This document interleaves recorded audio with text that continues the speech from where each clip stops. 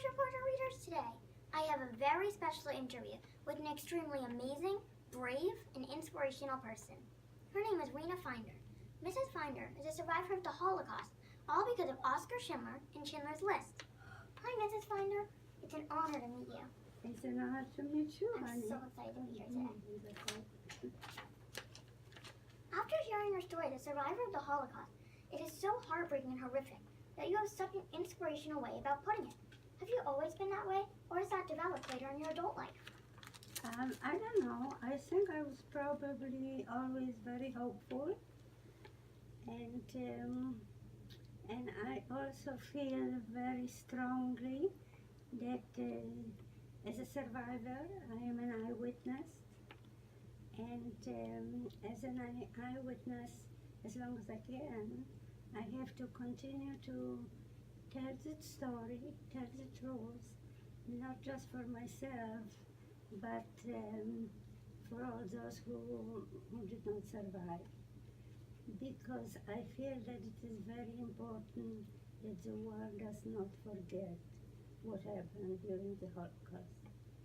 There are so many people that still say Holocaust didn't happen.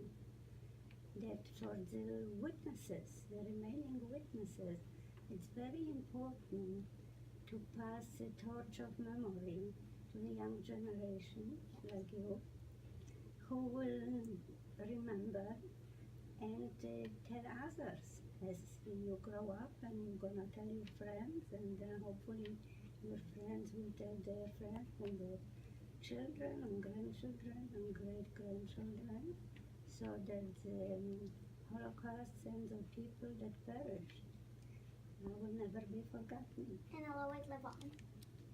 Yeah. What do you think compelled Oskar Schindler to risk his life for people that were absolute strangers to him?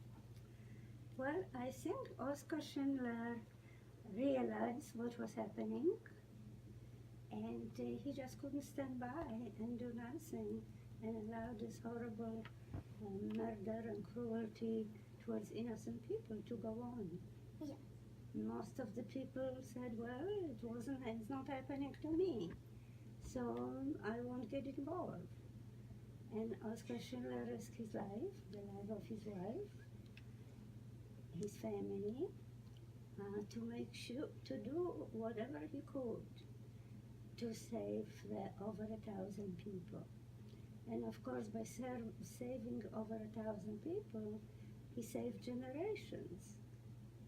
Yes. Yeah, people got married, had children, grandchildren, great-grandchildren, and it will go on. And it makes more people then. Yes. Was it hard to adjust to regular life after the war was over? It was very difficult because we had seen horrors, and we wanted very badly to become normal again. To live in a normal home and be able to go to work and pay our rent and go to the stores and do shopping and have children and just have a life like our parents and grandparents had. And enjoy your life. Yes. I know you were married shortly after the war was over to another Holocaust survivor and eventually settled in the United States. You were married for 65 years. What was life for you in the U.S. for you and your husband? Well, my husband is also a survivor of Mauthausen. He lost his whole family. He had nobody. And so we got married young. I was young when I got married. And we created a life for ourselves. It wasn't easy. But we wanted to go to work and start earning money so we could buy a house and give our children good education and be happy.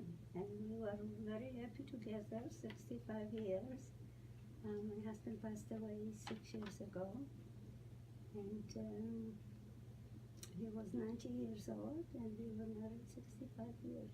Since he had no one then, and you probably comforted him a lot.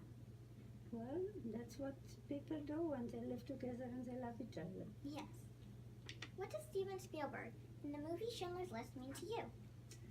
Well, while making the movie, Steven Spielberg allowed the survivors to to be free to talk about what they went through.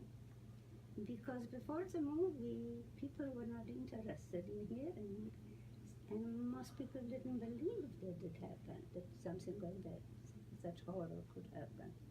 And again, there are so many people who denied the Holocaust that some people still, to this day, even in the United Nations, some people say Holocaust didn't happen.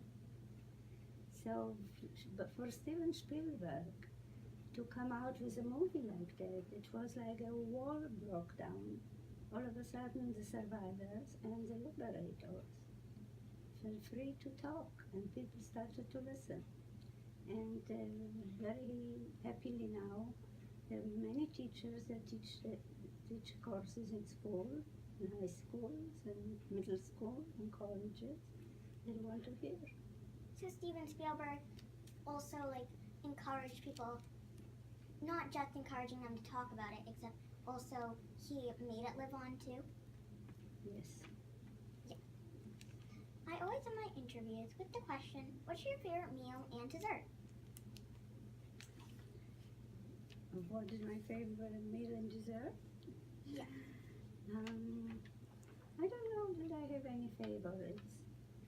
I still like chocolate.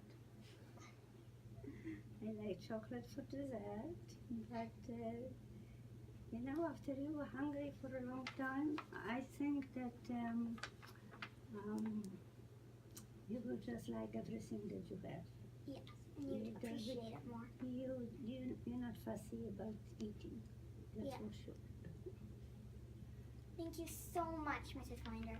I'll never forget meeting you. You're very welcome. Thank you. Oh, that was great, Shayna.